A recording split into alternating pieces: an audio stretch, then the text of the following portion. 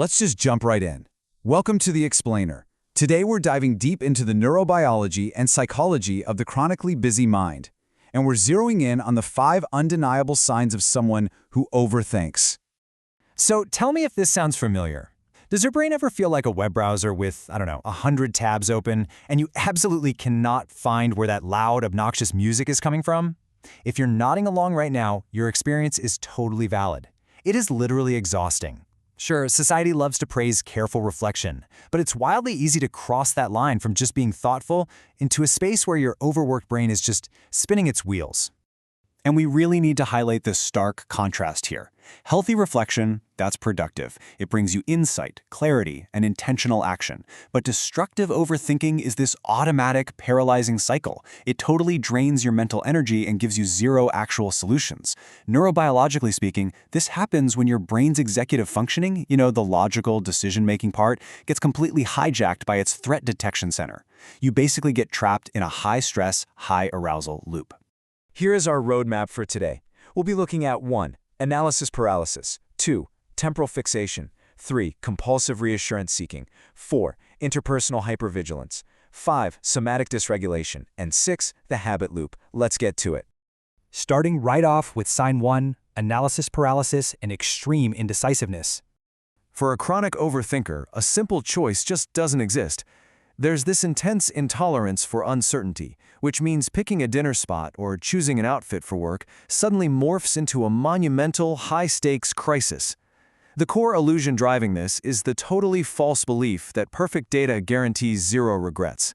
The thought process is basically, if I just read one more review or weigh one more variable, I'll find the absolute flawless choice. You end up endlessly weighing pros and cons, totally ignoring the law of diminishing returns, and boom! Decisional stasis.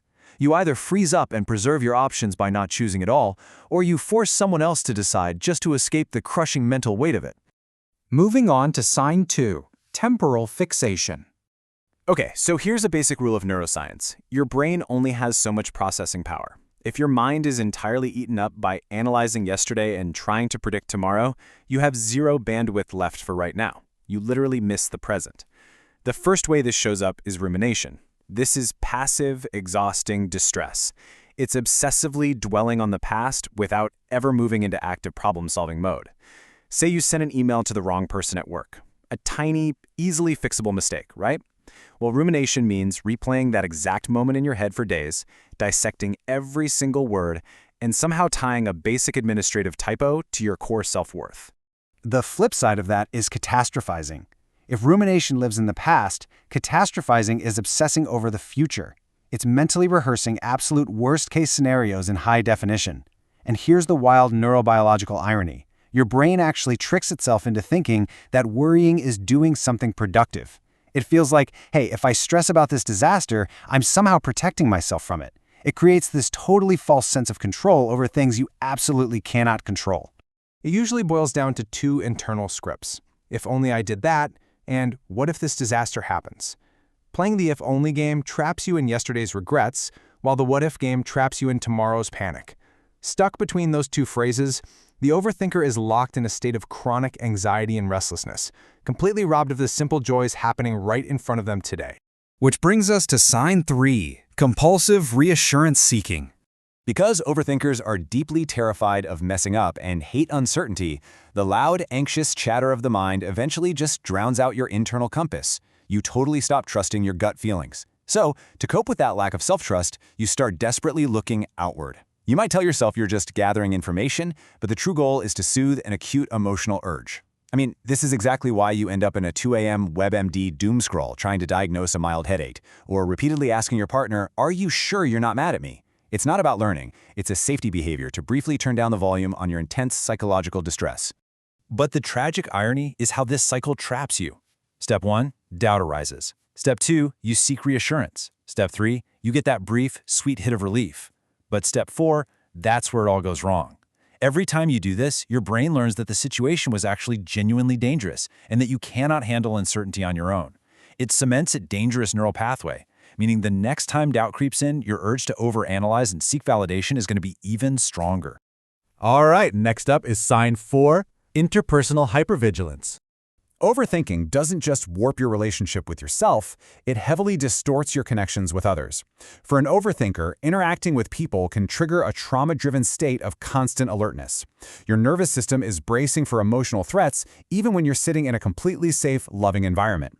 You get really good at reading the room, but to a total fault. You're constantly monitoring tone of voice, facial expressions, how fast someone texts back.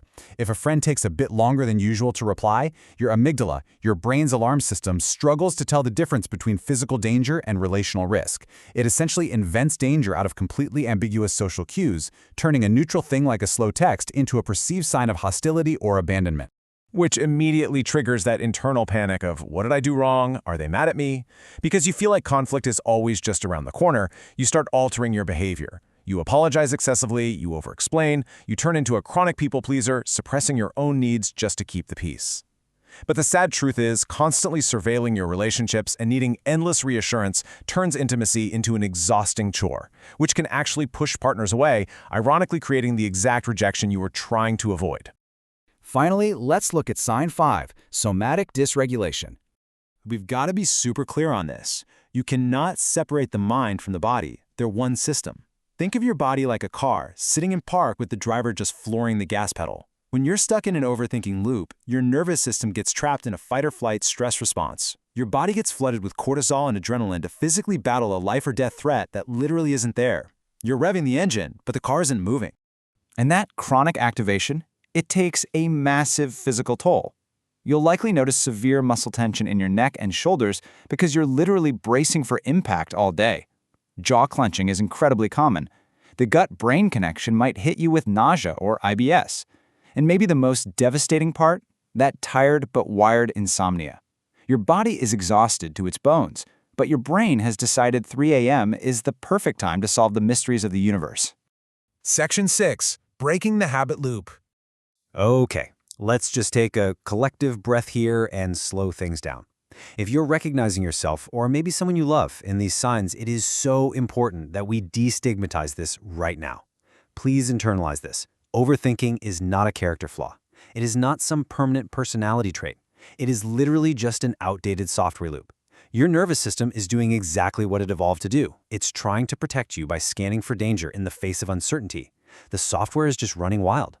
Breaking the cycle doesn't mean forcing your brain to be perfectly quiet, because that's impossible. It just means recognizing the loop for what it is. So I want to leave you with this provocative question to reflect on. Which of these 5 traits do you struggle with the most? Is it the analysis paralysis, the temporal fixation, the reassurance seeking, the hypervigilance, or the physical exhaustion?